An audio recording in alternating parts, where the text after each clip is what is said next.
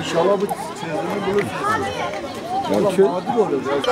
Gidip çarşıya gel. Verdiler bir tane su arıtma cihazını. Ben hiç para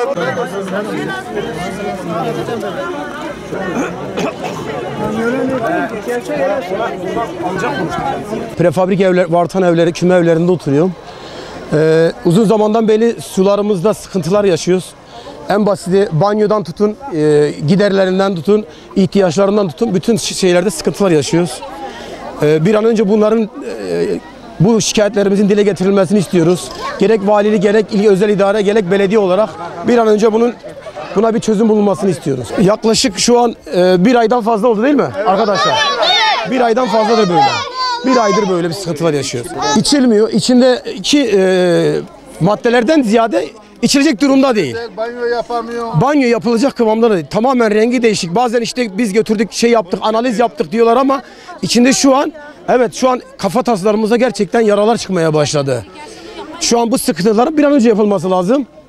Depolar ağzına kadar gerçekten çok kirli. Bir an önce bunlara el atılması lazım valilik olarak. Öncelikle hepimize geçmiş olsun. Deprem vurdu. Gelen Allah tarafından geldi. Yalnızca bizi bu Vartana'dan Adıyaman arası 2,5-3 kilometre.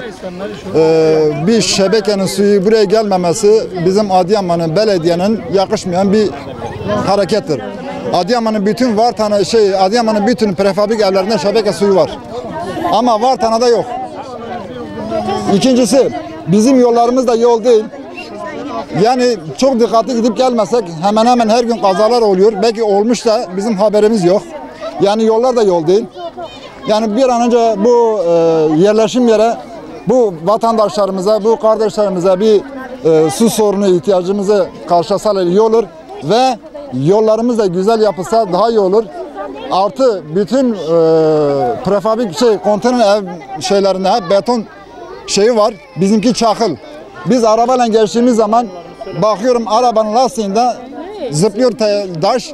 Ya başkasının kafasına değecek ya başkasının camına değecek. Gelip bize zarar verecekler. Yani o konuda biz haklıyız. Kim haksız diyorsa da gelsin benimle konuşsun. Abicim biz Vartana'da oturuyoruz. 4 çocuğum var. Biz buradaki suları istemiyoruz.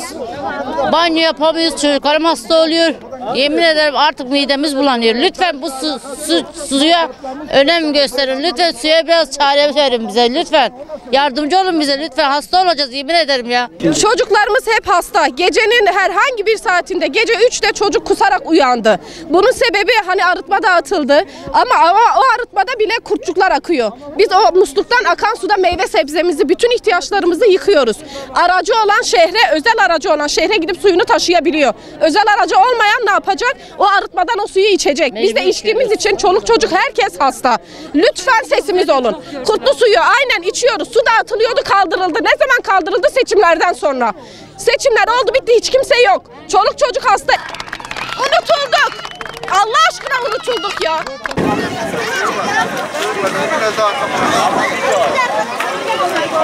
Haber